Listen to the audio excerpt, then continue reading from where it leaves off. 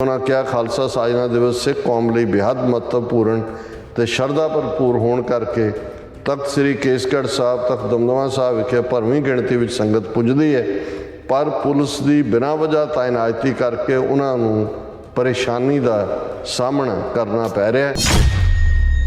ਉਹਨਾਂ ਨੇ ਕਿਹਾ ਕਿ ਵੀ ਬੇਲੋੜੇ ਦਖਲ ਦਿੱਤੇ ਜਾ ਰਹੇ ਨੇ ਔਰ ਅਸੀਂ ਕੌਮੀ ਰਵਾਇਤਾਂ ਅਨੁਸਾਰ ਮਨਾਉਂਦੇ ਹਾਂ, ਲੇਕਿਨ ਪੁਲਿਸ ਪ੍ਰਸ਼ਾਸਨ ਮਨਮਰਜ਼ੀ ਨਾਲ ਗੁਰੂ ਘਰਾਂ ਦੇ ਅੰਦਰ ਵੀ ਦਖਲਅੰਦਾਜ਼ੀ ਕਰ ਰਿਹਾ ਹੈ। ਗੁਰਦੁਆਰਾ ਸਾਹਿਬਾਨਾਂ ਅੰਦਰ ਪੁਲਿਸ ਕਰਮੀ ਪ੍ਰਬੰਧਕਾਂ ਨੂੰ ਵੀ ਆਪਣੀ ਇੱਛਾ ਅਨੁਸਾਰ ਚੱਲਣ ਲਈ ਦਬਾਅ ਪਾ ਰਹੇ ਹਨ। ਉਹਨਾਂ ਕਿਹਾ ਸ਼੍ਰੋਮਣੀ ਕਮੇਟੀ ਦੇ ਮੁਲਾਜ਼ਮਾਂ ਤੋਂ ਵੀ ਇਹ ਰਿਪੋਰਟਾਂ ਮਿਲ ਰਹੀਆਂ ਹਨ ਕਿ ਗੁਰੂ ਘਰਾਂ ਅੰਦਰ ਸਿਵਲ ਪਹਿਰਾਵੇ ਵਿੱਚ ਮੌਜੂਦ ਪੁਲਿਸ ਬੇਪਛਾਣ ਹੋ ਕੇ ਸੰਗਤ ਉੱਤੇ ਨਿਗਾਹ ਰੱਖਦਿਆਂ ਉਹਨਾਂ ਨੂੰ ਪਰੇਸ਼ਾਨ ਕਰ ਰਹੀ ਹੈ। ਸਰਕਾਰ ਤੁਰੰਤ ਗੁਰੂ ਘਰਾਂ ਤੋਂ ਪੁਲਿਸ ਨੂੰ ਬਾਹਰ ਕੱਢੇ। ਉਹਨਾਂ ਸੰਗਤ ਨੂੰ ਵੀ ਅਪੀਲ ਕੀਤੀ ਕਿ ਪੁਲਿਸ ਵੱਲੋਂ ਪੈਦਾ ਕੀਤੇ ਜਾ ਰਹੇ ਭੈ ਨੂੰ ਨਕਾਰ ਕੇ ਗੁਰੂ ਘਰਾਂ 'ਚ ਸ਼ਰਧਾ ਪ੍ਰਗਟਾਉਣ ਲਈ ਪੁੱਜੇ। ਹੁਣ ਜੇ ਸ਼੍ਰੋਮਣੀ ਕਮੇਟੀ ਪ੍ਰੈਜ਼ੀਡੈਂਟ ਜਿਹੜਾ ਕਿ ਬਿਲਕੁਲ ਸਰਕਾਰ ਪੱਖੀ ਲਾਈਨ ਵਾਲੇ ਨੇ, ਇਹ ਉਹਨਾਂ ਦਾ ਕਹਿਣਾ ਹੈ। ਭਾਈ ਅਵਤਾਰ ਸਿੰਘ ਖੰਡਾ ਜਿਹੜੇ ਯੂਕੇ 'ਚ ਨੇ, ਉਹਨਾਂ ਦੀ 65 ਸਾਲਾ ਮਾਤਾ ਨੂੰ ਚੁੱਕਿਆ ਘਰੋਂ, ਉਹਨਾਂ ਦੀ ਛੋਟੀ ਭੈਣ ਜਿਹੜੀ ਨਰਸਿੰਗ ਕਰਦੀ ਹੈ ਉਹਨੂੰ ਚੰਡੀਗੜ੍ਹੋਂ ਚੁੱਕਿਆ।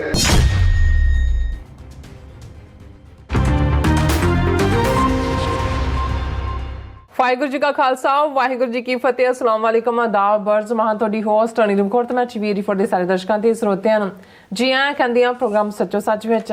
ਜਿਹੜੇ ਇਸ ਪ੍ਰੋਗਰਾਮ ਨਾਲ ਦੇਸ਼ਾਂ ਵਿਦੇਸ਼ਾਂ ਤੋਂ ਜੁੜ ਚੁੱਕੇ ਨੇ, ਖਾਲਸਾ ਅਫੇਅਰ ਸੈਂਟਰ ਦੇ ਸੰਚਾਲਕ ਡਾਕਟਰ ਅਮਰਜੀਤ ਸਿੰਘ ਰੋਜ਼ਾਨਾ ਦੀ ਤਰ੍ਹਾਂ ਸਟੂਡੀਓ 'ਚ ਮੇਰੇ ਨਾਲ ਸ਼ਾਮਲ ਨੇ। ਉਹਨਾਂ ਨਾਲ ਗੱਲਬਾਤ ਕਰਕੇ ਅੱਜ ਦੇ ਅਹਿਮ ਇਸ਼ੂਜ਼ ਉੱਪਰ ਉਹਨਾਂ ਤੋਂ ਉਹਨਾਂ ਦਾ ਤਬਸਰਾ ਜਾਣਦੇ ਹਾਂ। ਜੀ ਡਾਕਟਰ ਸਾਹਿਬ ਵਾਹਿਗੁਰੂ ਜੀ ਕਾ ਖਾਲਸਾ ਵਾਹਿਗੁਰੂ ਜੀ ਕੀ ਫਤਿਹ।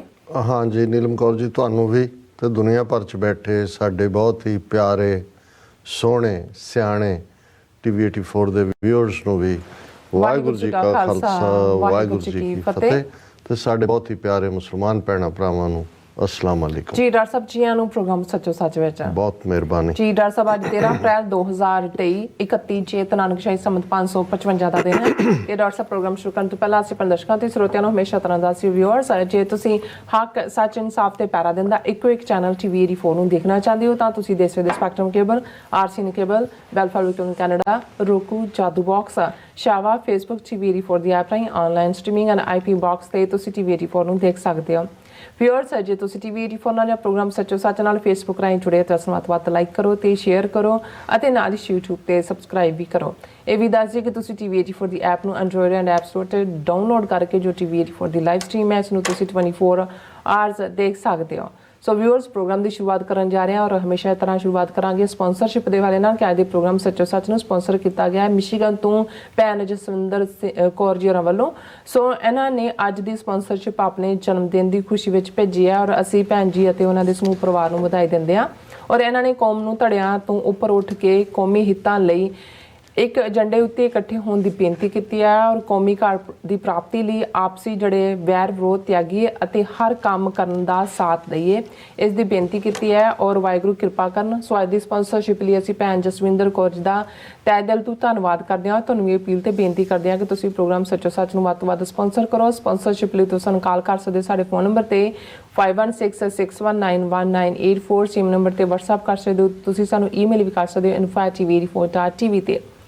ਸੋ ਵਿਊਅਰਸ, ਪਹਿਲੇ ਸੈਗਮੈਂਟ ਦੀ ਸ਼ੁਰੂਆਤ ਕਰਾਂਗੇ ਗੁਰੂ ਗੋਬਿੰਦ ਸਿੰਘ ਜੀ ਦੇ ਫਰਮਾਨ ਤੋਂ ਕਿ ਖਾਲਸਾ ਮੇਰੋ ਰੂਪ ਹੈ ਖਾਸ, ਖਾਲਸੇ ਮੇਂ ਹੋ ਕਰੋ ਨਿਵਾਸ। ਸੋ ਵਿਊਅਰਸ, TV 84 ਦੀ ਟੀਮ ਵੱਲੋਂ ਖਾਲਸਾ ਸਾਜਨਾ ਦਿਵਸ ਦੀ ਈਵ ਮੌਕੇ ਆਪਾਂ ਲੱਖ ਲੱਖ ਵਧਾਈ ਪੇਸ਼ ਕਰਦੇ ਹਾਂ ਔਰ ਇਹ ਖਾਲਸੇ ਦਾ 324ਵਾਂ ਸਾਜਨਾ ਖਾਲਸਾ ਦਿਵਸ ਹੈ। ਸੋ ਪਰ ਅਫਸੋਸ ਇਸ ਵੇਲੇ ਜਿਹੜਾ ਪੰਜਾਬ ਵਿੱਚ ਜਿਹੜੇ ਪੁਲਿਸ ਸਟੇਟ ਜਿਹੜਾ ਬਣਿਆ ਹੋਇਆ ਜਿਹੜਾ ਪੰਜਾਬ ਹੈ, ਸੋ ਘਰਾਂ ਦੇ ਛਾਪੇਮਾਰੀ ਹੋ ਰਹੀ ਹੈ ਔਰ ਤਖਤ ਸਾਹਿਬਾਨਾਂ ਨੂੰ ਜਾਣ ਵਾਲੀਆਂ ਸੰਗਤਾਂ ਨੂੰ ਜਿਹੜਾ ਤੰਗ ਅਤੇ ਜਿਹੜਾ ਪਰੇਸ਼ਾਨ ਕੀਤਾ ਜਾ ਰਿਹਾ ਹੈ ਔਰ ਭਾਰਤੀ ਏਜੰਸੀਆਂ ਸਾਡੀ ਜਿਹੜੀ ਧਾਰਮਿਕ ਆਜ਼ਾਦੀ ਤੇ ਪਾਬੰਦੀਆਂ ਲਗਾ ਕੇ ਸਿੱਖ ਕੌਮ ਅੰਦਰ ਜਿਹੜਾ ਇੱਕ ਡਰ ਤੇ ਸਹਿਮ ਪੈਦਾ ਕਰ ਰਹੀਆਂ ਨੇ।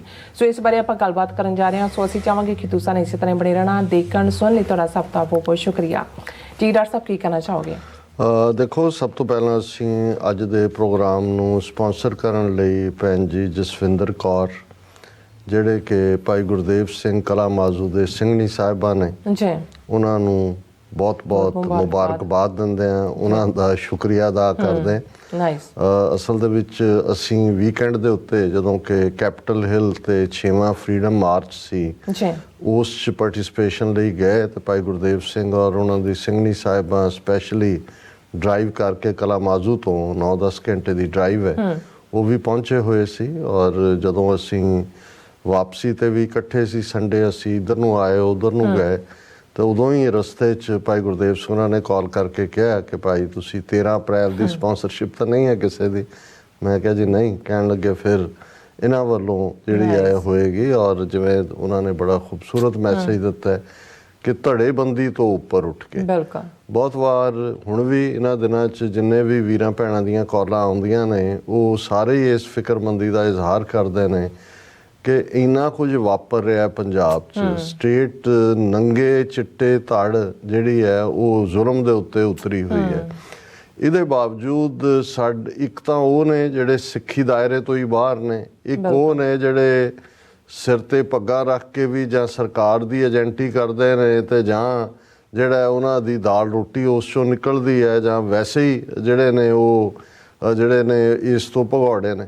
ਪਰ ਬਹੁਤ ਸਾਰਿਆਂ ਦਾ ਕੰਸਰਨ ਇਹ ਹੈ ਕਿ ਜਿਹੜੀਆਂ ਧਿਰਾਂ ਖਾਲਿਸਤਾਨ ਦੀ ਹਮਾਇਤੀਆਂ ਹੀ ਧਿਰਾਂ ਨੇ, ਜਿਹੜੇ ਸਿੱਖੀ ਸਰੂਪ ਦੇ ਵਿੱਚ ਹੁੰਦੇ ਆ, ਜਿਨ੍ਹਾਂ ਨੇ ਖੁਦ ਵੀ ਕੋਈ ਨਾ ਕੋਈ ਕੰਟਰੀਬਿਊਸ਼ਨ ਕੀਤੀ ਹੋਈ ਹੈ, ਵੀ ਉਹਨਾਂ ਨੂੰ ਵੀ ਇਹ ਕਿਉਂ ਲੱਗਦਾ ਹੈ ਕਿ ਭਾਈ ਇਸ ਵੇਲੇ ਜੇ ਸਾਡੇ ਕੋਈ ਮਤਭੇਦ ਜਾਂ ਕਮਜ਼ੋਰੀਆਂ ਵੀ ਇੱਕ ਦੂਜੇ 'ਚ ਨੇ, ਕਿ ਅਸੀਂ ਉਸ ਪਾਸੇ ਹੀ ਜ਼ਿਆਦਾ ਜ਼ੋਰ ਦੇਣਾ ਹੈ, ਬਜਾਏ ਕਿ ਅਸੀਂ ਆਪਣੀ ਤਾਕਤ ਨੂੰ ਇਕੱਠੀ ਕਰਕੇ ਇਕਜੁੱਟਤਾ ਦੇ ਨਾਲ ਸਟੇਟ ਦੇ ਟੈਰਰ ਦਾ, ਸਟੇਟ ਵੱਲੋਂ ਜਿਸ ਕਿਸਮ ਦਾ ਇਸ ਵੇਲੇ ਇੱਕ ਰੇਨ ਆਫ ਟੈਰਰ ਪੰਜਾਬ ਜੇ ਅਸੀਂ ਕਹਿੰਦੇ ਹਾਂ ਕਿ ਅੰਡਰ ਸੀਜ ਹੈ, ਘੇਰਾਬੰਦੀ ਚ ਹੈ, ਤਾਂ ਗਲਤ ਨਹੀਂ ਹੈ। ਅਸੀਂ ਵੇਰਵੇ ਨਾਲ ਡਿਸਕਸ ਕਰਾਂਗੇ ਆਉਣ ਵਾਲੇ ਸੈਗਮੈਂਟਸ 'ਚ ਵੀ ਕਿ ਉੱਥੇ ਚੱਲ ਕੀ ਰਿਹਾ, ਕਿਉਂਕਿ ਮੁੱਖ ਧਾਰਾ ਮੀਡੀਆ ਤਾਂ ਵੈਸੇ ਹੀ ਉਹਨਾਂ ਦਾ ਜਿਹੜਾ ਉਹ ਪਾਲਤੂ ਮੀਡੀਆ ਹੈ, ਔਰ ਦੂਸਰੇ ਜਿਹੜੇ ਕੋਈ ਯੂਟਿਊਬ ਚੈਨਲਸ ਰਾਹੀਂ ਜਾਂ ਕੋਈ ਫੇਸਬੁੱਕ ਪੇਜਿਸ ਜਾਂ ਇੰਸਟਾਗ੍ਰਾਮ ਜਾਂ ਦੂਜੀ ਕੋਈ ਜਾਣਕਾਰੀ ਸੀ, ਉਹ ਜਾਂ ਬਲੌਕ ਕਰ ਦਿੱਤੀ ਹੈ, ਜਾਂ ਲਗਾਤਾਰਤਾ ਨਾਲ ਜਿਹੜਾ ਹੁੰਦਾ ਕੋਈ ਕਿਸੇ ਦਾ ਟਵੀਟ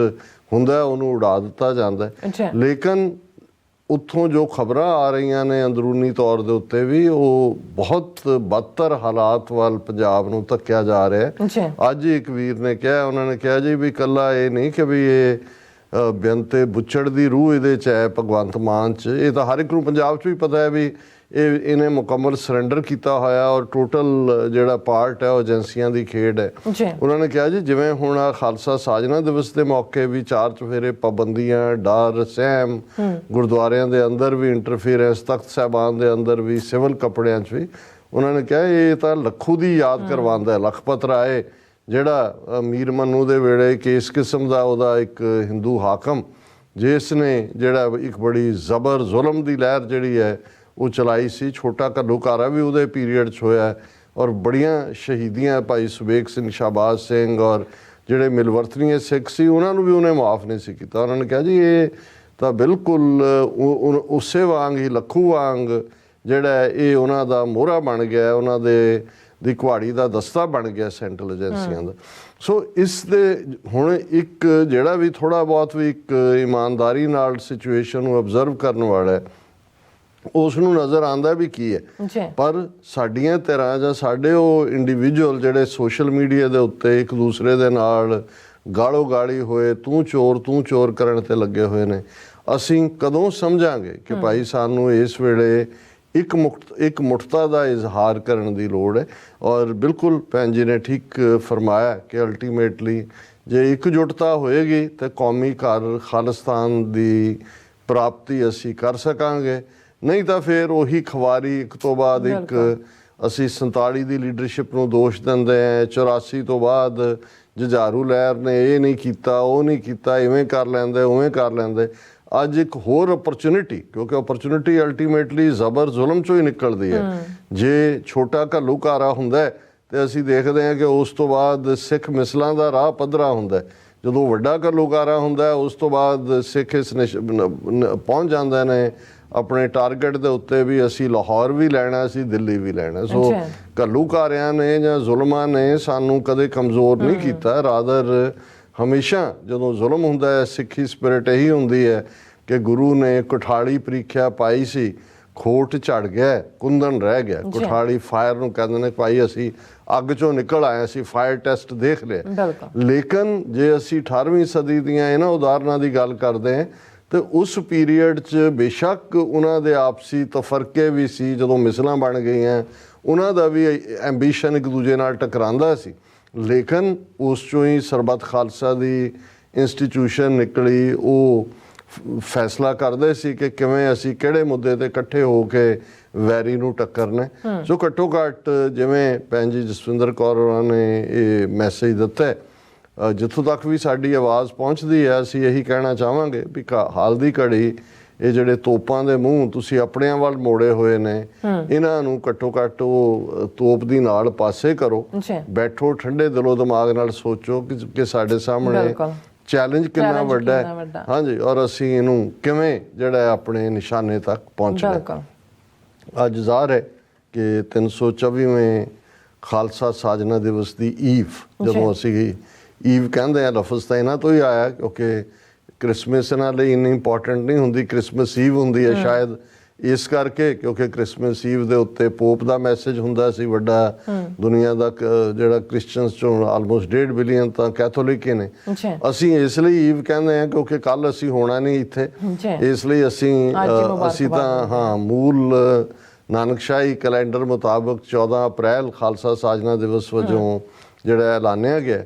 ਲੇਕਿਨ ਅਸੀਂ ਜ਼ਰੂਰ ਜਦੋਂ ਈਵ ਵੀ ਕਹਿੰਦੇ ਹਾਂ, ਜਦੋਂ ਅਸੀਂ ਗੱਲ ਕਰ ਰਹੇ ਹਾਂ ਆਲਰੇਡੀ ਜਿਸ ਧਰਤੀ ਦੇ ਉੱਤੇ ਖਾਲਸਾ ਪ੍ਰਕਾਸ਼ਮਾਨ ਹੁੰਦਾ ਹੈ, ਪ੍ਰਗਟ ਹੁੰਦਾ ਹੈ, ਜ਼ਾਹਰ ਹੁੰਦਾ ਹੈ, ਉਸ ਧਰਤੀ ਦੇ ਉੱਤੇ ਆਲਰੇਡੀ ਅੰਮ੍ਰਿਤ ਵੇਲਾ ਹੋ ਚੁੱਕਾ ਹੈ, ਪੌ ਫਟਾਲਾ ਹੈ ਔਰ ਸੂਰਜ ਦੀਆਂ ਕਿਰਨਾਂ ਬਹੁਤ ਜਲਦੀ ਜਿਹੜੀਆਂ ਨੇ ਉਹ ਨਿਕਲਣ ਵਾਲੀਆਂ ਹੋਣਗੀਆਂ। ਔਰ ਨਾਲ ਦੀ ਨਾਲ ਜਦੋਂ ਅਸੀਂ ਕਿਹਾ ਕਿ ਉਹ ਗੁਰੂਆਂ ਦੀ ਧਰਤੀ ਪੰਜਾਬ, ਉਹ ਅਨੰਦਪੁਰ ਦਾ ਤਖਤ ਕੇਸਗੜ੍ਹ ਸਾਹਿਬ ਜਾਂ ਤਖਤ ਦਮਦਮਾ ਸਾਹਿਬ, ਜਿੱਥੇ ਸ਼ੁਰੂ ਤੋਂ ਹੀ ਸਾਬੋ ਕੀ ਤਲਵੰਡੀ ਇਸ ਦਾ ਪੁਰਾਤਨ ਸਾਡੇ ਸੋਰਸਿਸ 'ਚ ਨਾਂ ਹੈ, ਔਰ ਇਸ ਦਾ ਮੇਲਾ ਹੀ ਕਿਹਾ ਜਾਂਦਾ ਸੀ ਕਿ ਸਾਬੋ ਕੀ ਤਲਵੰਡੀ ਦਾ ਮੇਲਾ। ਔਰ ਅਕਸਰ ਇਹ ਹੁੰਦਾ ਸੀ ਕਿ ਭਾਈ ਵਿਸਾਖੀ ਇੱਥੋਂ ਦੀ, ਹੋਲਾ ਮਹੱਲਾ ਆਨੰਦਪੁਰ ਦਾ, ਦੀਵਾਲੀ ਅੰਮ੍ਰਿਤਸਰ ਦੀ, ਇਹ ਆਮ ਸ਼ਹਿਰੀ ਕਿਸਮ ਦੇ ਜਦੋਂ ਸਿਵਲਾਈਜੇਸ਼ਨਲ ਢਾਂਚੇ 'ਚ ਅੰਗਰੇਜ਼ਾਂ ਦੇ ਜ਼ਮਾਨੇ 'ਚ ਐਸਟੈਬਲਿਸ਼ ਹੋ ਗਈਆਂ ਚੀਜ਼ਾਂ ਜਾਂ ਦੂਸਰਾ ਹੋਇਆ। ਲੇਕਿਨ ਉਸ ਤੋਂ ਪਹਿਲਾਂ ਵੀ ਜਦੋਂ ਅਸੀਂ ਖਾਲਸਾ ਚੱਲਦਾ ਵਹੀਰ ਦੀ ਗੱਲ ਕਰਦੇ ਹਾਂ ਤਾਂ ਫਿਰ ਨਿਹੰਗ ਸਿੰਘਾਂ ਦੇ ਜਥਿਆਂ ਦੇ ਨਾਲ ਵੀ ਜਿਹੜਾ ਪੰਜਵਾਂ ਤਖਤ ਜਿਹੜਾ ਆਪਣੇ ਆਪ ਨੂੰ ਕਹਿੰਦੇ ਨੇ, ਉਹ ਇਵੇਂ ਹੀ ਹੁੰਦਾ ਸੀ ਕਿ ਉਹਨਾਂ ਦੇ ਸਾਲ ਦਾ ਕੈਲੰਡਰ ਹੈ ਕਿ ਭਾਈ 10ਵੇਂ ਪਾਤਸ਼ਾਹ ਦੇ ਜਿਹੜਾ ਪ੍ਰਕਾਸ਼ ਪੁਰਬ ਵੇਲੇ ਜਾਂ ਉਸ ਤੋਂ ਪਹਿਲਾਂ ਹੀ ਦੁਸਹਿਰੇ ਮੌਕੇ ਖਾਸ ਤੌਰ ਤੇ ਹਜ਼ੂਰ ਸਾਹਿਬ ਪਹੁੰਚ ਜਾਂਦੇ ਸੀ। ਫਿਰ ਉਹਨਾਂ ਨੇ ਜਿਹੜਾ ਹੋਲਾ ਮਹੱਲਾ ਉਹ ਅਨੰਦਪੁਰ ਸਾਹਿਬ ਆ ਕੇ ਫਰਵਰੀ ਮਾਰਚ ਦੇ ਵਿੱਚ, ਫਿਰ ਇਹਨਾਂ ਨੇ ਜਿਹੜਾ ਇਹ ਖਾਲਸਾ ਸਾਜਨਾ ਦਿਵਸ ਹੈ ਇਹ ਅਨੰਦਪੁਰ ਸਾਹਿਬ, ਫਿਰ ਉਹਨਾਂ ਦਾ ਆਪਣਾ ਮਾਰਚ ਚੱਲਦਾ। ਲੇਕਿਨ ਇਹ ਜ਼ਰੂਰੀ ਸੀ ਕਿ ਭਾਈ ਦੀਵਾਲੀ ਤੱਕ ਪਹੁੰਚਦੇ ਆ, ਬੰਦੀ ਛੋੜ ਜਿਸ ਦਾ ਨਾਂ ਹੈ, ਉਹ ਫਿਰ ਅੰਮ੍ਰਿਤਸਰ। ਤੇ ਇਹਨਾਂ ਦੋਨਾਂ ਦਿਨਾਂ ਦੀ ਅਹਿਮੀਅਤ ਇਤਿਹਾਸ ਦੇ ਵਿੱਚ ਦੀਵਾਲੀ ਔਰ ਵਿਸਾਖੀ ਦੀ ਇਸ ਲਈ ਵੀ ਬਣੀ ਕਿਉਂਕਿ 18ਵੀਂ ਸਦੀ 'ਚ ਜਦੋਂ ਇੱਕ ਵੱਡਾ ਲੀਡਰਸ਼ਿਪ ਕ੍ਰਾਈਸਿਸ ਬਾਬਾ ਬੰਦਾ ਸਿੰਘ ਬਹਾਦਰ ਦੀ ਸ਼ਹਾਦਤ ਤੋਂ ਬਾਅਦ ਆਇਆ, ਔਰ ਉਸ 'ਚੋਂ ਜਿਹੜੀ ਸਰਬੱਤ ਖਾਲਸਾ ਦੀ ਪਰੰਪਰਾ ਨਿਕਲੀ। ਸੋ ਇਹ ਇਵੇਂ ਹੀ ਸੀ ਜਿਵੇਂ ਪਾਰਲੀਮੈਂਟ ਸੈਸ਼ਨ ਜਿਨ੍ਹਾਂ ਮੁਲਕਾਂ 'ਚ ਜਮਹੂਰੀਅਤ ਹੈ, ਇੱਕ ਸਮਰ ਦੇ ਵਿੱਚ ਇੱਕ ਵਿੰਟਰ ਦੇ ਵਿੱਚ ਹੁੰਦਾ ਹੈ। ਸੋ ਇਹ ਦੋ ਜਿਹੜੇ ਪੱਕੇ ਹੀ ਸਰਬੱਤ ਖਾਲਸਾ ਸੀ, ਖਾਲਸਾ ਸਾਜਨਾ ਦਿਵਸ ਦੇ ਮੌਕੇ, ਇਹ ਆਲਮੋਸਟ ਅਪ੍ਰੈਲ ਮਹੀਨੇ 'ਚ ਹੀ ਹੁੰਦਾ ਹੈ, ਤੇ ਦੂਸਰਾ ਜਿਹੜਾ ਉਹ ਦੀਵਾਲੀ ਦੇ ਮੌਕੇ ਜਿਹੜਾ ਅਕਤੂਬਰ 'ਚ ਹੁੰਦਾ। ਸੋ ਇਹ ਪਰਮਾਨੈਂਟ ਹੁੰਦੇ ਸੀ ਕਿ ਸਰਬੱਤ ਖਾਲਸਾ ਦੇ ਮੌਕੇ ਜਿਹੜਾ ਉਹ ਦੀਵਾਲੀ ਔਰ ਵਿਸਾਖੀ ਇਹ ਹੋਣਾ। ਲੇਕਿਨ ਇਸ ਤੋਂ ਇਲਾਵਾ ਜਦੋਂ ਕੋਈ ਐਮਰਜੈਂਸੀ ਸਿਚੁਏਸ਼ਨ ਹੁੰਦੀ ਸੀ ਉਦੋਂ ਵੀ ਸਰਬੱਤ ਖਾਲਸਾ ਕਿਤੇ ਵੀ ਕਾਲ ਕੀਤਾ ਜਾ ਸਕਦਾ ਸੀ, ਉਸ ਦਾ ਜ਼ਿਕਰ ਅਸੀਂ ਆਲਰੇਡੀ ਕਰ ਚੁੱਕੇ ਹਾਂ। ਇਸ ਤੋਂ ਪਹਿਲਾਂ ਕਿ ਅਸੀਂ ਜਿੱਥੇ ਅਸੀਂ ਆਪਣੇ ਸਾਰੇ ਦਰਸ਼ਕਾਂ ਨੂੰ ਮੁਬਾਰਕਬਾਦ ਦਿੰਦੇ, ਪਰ ਮੈਂ ਥੋੜ੍ਹਾ ਜਿਹਾ ਬਰੀਫ, ਕਿਉਂਕਿ ਸਾਡੇ ਜਿਹੜੇ ਹਿਸਟਰੀ ਕੌਨਸ਼ੀਅਸ ਜਾਂ ਹਿਸਟਰੀ ਇੰਟਰਸਟ ਵਾਲੇ ਵਿਊਅਰ ਨੇ, ਸਾਡੇ ਪਾਕਿਸਤਾਨੀ ਭੈਣ ਭਰਾ ਵੀ, ਉਹ ਹਮੇਸ਼ਾ ਹੀ ਜਦੋਂ ਕੋਈ ਦਿਨ ਹੁੰਦਾ ਜਾਂ ਦੂਜਾ, ਅਸੀਂ ਬਹੁਤ ਵਾਰ ਸਿੱਖ ਜਿਹੜੇ ਸਾਡੇ ਆਪਣੇ ਦਿਨ ਨੇ ਸਾਨੂੰ ਤਾਂ ਪਤਾ ਹੀ ਹੈ ਵੀ ਇਵੇਂ ਹੋਣਾ, ਲੇਕਿਨ ਸਾਡੀ ਇਹ ਕੋਸ਼ਿਸ਼ ਹੁੰਦੀ ਹੈ ਕਿ ਉਸ ਨਾਲ ਜੁੜਿਆ ਹੋਇਆ ਆਪਣਿਆਂ ਨੂੰ ਵੀ, ਜਿਹੜੇ ਖਾਸ ਤੌਰ ਤੇ ਆਪਣੇ ਬਾਹਰ ਜੰਮੇ ਪਲੇ ਬੱਚੇ ਨੇ, ਉਹ ਠੀਕ ਹੈ ਬਹੁਤ ਵਾਰੀ ਗੂਗਲ ਕਰਕੇ ਜਾਂ ਦੂਜਾ ਲੱਭਣ ਦੀ ਕੋਸ਼ਿਸ਼ ਕਰਦੇ ਨੇ, ਪਰ ਉਹਦੇ 'ਚ ਵੀ ਇਸ ਗੱਲ ਦਾ ਧਿਆਨ ਰਹੇ ਕਿ ਇੰਟਰਨੈਟ ਦੇ ਉੱਤੇ ਜਾਂ ਸਾਡੇ ਜਿਹੜੇ ਸੋਰਸ ਵੀ ਇਸ ਰਾਹੀਂ ਨੇ ਉਹਦੇ 'ਚ ਜਿੰਨੀ ਕੁ ਜਾਣਕਾਰੀ ਪਈ ਹੈ ਉਸ ਨਾਲੋਂ 3 ਗੁਣਾ ਜ਼ਿਆਦਾ ਮਿਸ ਇਨਫੋਰਮੇਸ਼ਨ ਵੀ ਪਈ ਹੈ। ਔਰ ਇਹ ਜਿਹੜਾ ਜਿਹਨੂੰ ਤਾਂ ਥੋੜ੍ਹਾ ਬਹੁਤ ਪਹਿਲਾਂ ਕਿਸੇ ਦੀ ਟ੍ਰੇਨਿੰਗ ਇਸ ਪਾਸੇ ਹੋਈ ਹੈ ਉਹ ਤਾਂ ਉਹਦੀ ਸਿਫਟਿੰਗ ਕਰ ਸਕਦਾ, ਉਹਨੂੰ ਛਾਣ ਸਕਦਾ, ਉਹਦੇ 'ਚ ਹੈਲਪਫੁਲ ਹੁੰਦਾ ਹੈ ਜਿਹੜਾ ਇੰਟਰਨੈਟ ਦੇ ਉੱਤੇ ਸੋਰਸ ਨੇ, ਕਿਉਂਕਿ ਹੁਣ ਤੁਹਾਨੂੰ ਕਿਤਾਬਾਂ ਇਕੱਠੀਆਂ ਕਰਨ ਦੀਆਂ ਜਾਂ ਜਾ ਕੇ ਲਾਇਬ੍ਰੇਰੀਆਂ 'ਚ ਸਰਚ ਕਰਨ ਦੀ ਲੋੜ ਨਹੀਂ ਹੁੰਦੀ। ਲੇਕਿਨ ਇਹ ਵੀ ਜ਼ਰੂਰੀ ਹੁੰਦਾ ਹੈ ਕਿ ਵੀ ਇਹ ਜਿਹੜੀ ਜਾਣਕਾਰੀ ਜੋ ਤੁਸੀਂ ਦੇਖ ਰਹੇ ਹੋ ਕਿੰਨੀ ਕੁ ਠੀਕ ਹੈ। ਬਹੁਤ ਸਾਰੇ ਸਾਡੇ ਜਿਹੜੇ ਵਿਕੀਪੀਡੀਆ ਵੱਲ ਜਾਂਦੇ ਨੇ, ਵਿਕੀਪੀਡੀਆ ਤਾਂ ਬਿਲਕੁਲ ਹੀ ਨਾਨ ਰਿਲਾਇਬਲ ਹੁੰਦਾ, ਉਹ ਤਾਂ ਕੋਈ ਵੀ ਜਾ ਕੇ ਐਡਿਟ ਕਰਕੇ ਜੋ ਮਰਜ਼ੀ ਪਾ ਦੇ। ਇਹੀ ਕਾਰਨ ਹੈ ਕਿ ਇੱਥੇ ਜਿਹੜੀਆਂ ਰਿਸਰਚਸ ਮਾਸਟਰਸ ਜਾਂ PhD ਜਾਂ ਦੂਸਰਿਆਂ 'ਚ ਹੁੰਦੀਆਂ ਨੇ ਉਹ ਵਿਕੀਪੀਡੀਆ ਨੂੰ ਨਹੀਂ ਕੋਟ ਕਰਨ ਦਿੰਦੇ ਔਰ ਉਹਨੂੰ ਉਹ ਪ੍ਰਮਾਣਿਕ ਨਹੀਂ ਮੰਨਦੇ। ਐਨਸਾਈਕਲੋਪੀਡੀਆ ਜੇ ਪ੍ਰਮਾਣਿਕ ਹੁੰਦਾ ਸੀ। ਸੋ ਇਸ ਗੱਲ ਦਾ ਧਿਆਨ ਰਹੇ ਕਿ ਵੀ ਬੇਸ਼ੱਕ ਜਦੋਂ ਅਸੀਂ ਪਹਿਲੀ ਵਿਸਾਖ ਦਾ ਜ਼ਿਕਰ ਕਰਦੇ ਹਾਂ, ਹੁਣ ਵਿਸਾਖ ਵੱਵੇ ਨਾਲ ਵੀ ਲਿਖਿਆ ਜਾਂਦਾ ਹੈ, ਬੱਬੇ ਨਾਲ ਵੀ ਲਿਖਿਆ ਜਾਂਦਾ ਹੈ, ਗੁਰਬਾਣੀ 'ਚ ਵੀ ਇਵੇਂ ਦੋਨੋਂ ਤਰ੍ਹਾਂ। ਔਰ ਹੁਣ ਜਦੋਂ ਅਸੀਂ ਉੱਥੋਂ ਦੇ ਈਸਟ ਦੇ ਜਿਹੜਾ ਉਸ ਪੀਰੀਅਡ ਟਾਈਮ ਫਰੇਮ 'ਚ ਦੇਖੀਏ, ਇਹਨੂੰ ਸ਼ੁਭ ਮਹੀਨਾ ਮੰਨਿਆ ਜਾਂਦਾ ਸੀ ਸ਼ਾਇਦ, ਕਿਉਂਕਿ ਐਗਰੀਕਲਚਰ ਬੇਸਡ ਇਕੋਨਮੀ ਰਹੀ ਹੈ ਲੰਬਾ ਵਕਤ। ਅੱਜ ਵੀ ਭਾਰਤ ਦੀ 60-65% ਉਹ ਸਬ ਕੰਟੀਨੈਂਟ ਭਾਰਤ ਜਾਂ ਪਾਕਿਸਤਾਨ ਦੇ ਲੋਕਾਂ ਦੀ ਸਾਰੀ ਆਰਥਿਕਤਾ ਇਹਦੇ ਨਾਲ ਹੀ ਜੁੜੀ ਹੋਈ ਹੈ। ਔਰ ਜੇ ਹਾੜੀ ਸੌਣੀ 2 ਫਸਲਾਂ ਦੇ ਹਵਾਲੇ ਨਾਲ ਦੇਖੀਏ ਤੇ ਫਿਰ ਕਣਕਾਂ ਵੱਢਣ ਦਾ ਇਹ ਮਹੀਨਾ ਹੁੰਦਾ ਹੈ। ਔਰ ਆਲਰੇਡੀ ਜਦੋਂ ਕਣਕ ਆ ਗਈ ਹੈ, ਤੁਸੀਂ ਉਹਦੀ ਵਾਢੀਆਂ ਹੋ ਗਈਆਂ, ਤੁਹਾਡੇ ਕੋਲ ਸਾਲ ਦਾ ਰਿਜ਼ਕ ਹੈ। ਔਰ ਕੱਲਾ ਇਹ ਨਹੀਂ ਹੈ, ਅੱਜ ਤਾਂ ਅਸੀਂ ਸਮਝਦੇ ਹਾਂ ਵੀ ਜਿਹਦੇ ਖੇਤ ਨੇ ਉਹੀ ਮਾਲਕ ਹੈ, ਪਰ ਜੇ ਅਸੀਂ ਪੇਂਡੂ ਸਮਾਜ ਵੱਲ ਨਜ਼ਰ ਮਾਰੀਏ ਤੇ ਉਹੀ ਜ਼ਿਮੀਦਾਰ ਦੀ ਉਸ ਕਣਕ ਦੇ ਨਾਲ ਲੋਹਾਰ, ਤਰਖਾਣ, ਛੀਂਬਾ, ਮੋਚੀ, ਨਾਈ, ਦੂਜੇ, ਕਿਉਂਕਿ ਸਾਰਾ ਸਾਲ ਭਰ ਜਿਹੜੇ ਪਿੰਡ ਦੀ ਇਕੋਨਮੀ 'ਚ ਤਾਂ ਹੁੰਦਾ ਹੀ ਹੈ, ਅਸੀਂ ਸਿਰਫ ਉਹ ਲੂਣ ਬਾਹਰੋਂ ਖਰੀਦਦੇ ਸੀ, ਹੋਰ ਤਾਂ ਕਿਸੇ ਚੀਜ਼ ਦੀ ਉਹਨਾਂ ਨੂੰ ਹੈ ਹੀ ਨਹੀਂ ਸੀ। ਹਰ ਚੀਜ਼ ਜਿਹੜੀ ਹੈ ਤੇ ਉਹਨਾਂ ਦੇ ਲਈ ਵੀ ਜਿਹੜੇ ਸਾਲ ਦੇ ਦਾਣੇ ਨੇ ਉਹ ਇੱਥੋਂ ਹੀ ਹੁੰਦੇ ਸੀ। ਜੇ ਫਸਲ ਪੱਕੀ ਹੈ, ਬਿਲਕੁਲ ਸੁਰੱਖਿਅਤ ਹੈ, ਕੋਈ ਗੜਾ ਮਾਰ ਨਹੀਂ ਹੋਈ, ਕੋਈ ਅਕਾਲ ਨਹੀਂ ਪਿਆ, ਕੋਈ ਦੂਜਾ ਨਹੀਂ ਹੋਇਆ, ਤੇ ਉਹਨਾਂ ਦੇ ਲਈ ਸਾਲ ਦੇ ਦਾਣੇ ਜੋ ਹਿੱਸਾ ਕਿਸੇ ਦਾ ਉਹਨਾਂ ਨੂੰ ਹੁੰਦਾ ਸੀ, ਉਹਨਾਂ ਦੀਆਂ ਸੇਵਾਵਾਂ ਉਹ ਰੈਕਗਨਾਈਜ਼ ਹੁੰਦੀਆਂ ਸੀ। ਔਰ ਇਸ ਤਰੀਕੇ ਨਾਲ ਇਕੋਨਮੀ ਚੱਲਦੀ ਸੀ। ਸੋ ਇਹ ਸਮਝ ਆਉਣ ਵਾਲੀ ਗੱਲ ਹੈ ਕਿ ਭਾਈ ਜਦੋਂ ਤੁਹਾਡਾ ਰਿਜ਼ਕ ਇਹਦੇ ਨਾਲ ਜੁੜਿਆ ਹੋਇਆ। ਲੇਕਿਨ ਜੇ ਅਸੀਂ ਸਿੱਖ ਇਤਿਹਾਸ ਦੇ ਹਵਾਲੇ ਨਾਲ ਦੇਖੀਏ ਤਾਂ ਫਿਰ ਗੁਰੂ ਨਾਨਕ ਸਾਹਿਬ ਦੇ ਜੋਤੀ ਜੋਤ ਸਮਾਉਣ ਤੋਂ 1539 ਦੇ ਵਿੱਚ ਗੁਰੂ ਨਾਨਕ ਸਾਹਿਬ ਜੋਤੀ ਜੋਤ ਸਮਾਏ। ਔਰ ਇਸ ਗੱਲ ਦਾ ਵੀ ਧਿਆਨ ਰਹੇ ਕਿ ਜਦੋਂ ਗੁਰੂ ਨਾਨਕ ਸਾਹਿਬ ਜੋਤੀ ਜੋਤ ਸਮਾਏ, 3 ਗੁਰੂ ਪਾਤਸ਼ਾਹੀਆਂ ਜਿਹੜੀਆਂ ਨੇ ਉਹ ਸਰੀਰਕ ਤੌਰ ਦੇ ਉੱਤੇ ਇਸ ਧਰਤੀ ਤੇ ਮੌਜੂਦ ਸਨ। ਗੁਰੂ ਅੰਗਦ ਸਾਹਿਬ ਨੂੰ ਤਾਂ ਉਹਨਾਂ ਨੇ ਗੁਰਗੱਦੀ ਦਿੱਤੀ, ਭਾਈ ਲਹਿਣਾ ਜੀ ਨੂੰ। ਗੁਰੂ ਅਮਰਦਾਸ ਜੀ ਵੀ ਜਿਹੜੇ ਨੇ ਉਹ ਪ੍ਰਕਾਸ਼ਮਾਨ ਸਨ, ਬੇਸ਼ੱਕ ਅਜੇ ਗੁਰੂ ਨਹੀਂ ਸੀ। ਤੇ ਚੌਥੇ ਪਾਤਸ਼ਾਹ ਭਾਈ ਜੇਠਾ ਜੀ ਜਿਹੜੇ ਗੁਰੂ ਰਾਮਦਾਸ ਬਣਦੇ ਨੇ ਉਹ ਵੀ ਮੌਜੂਦ ਸਨ।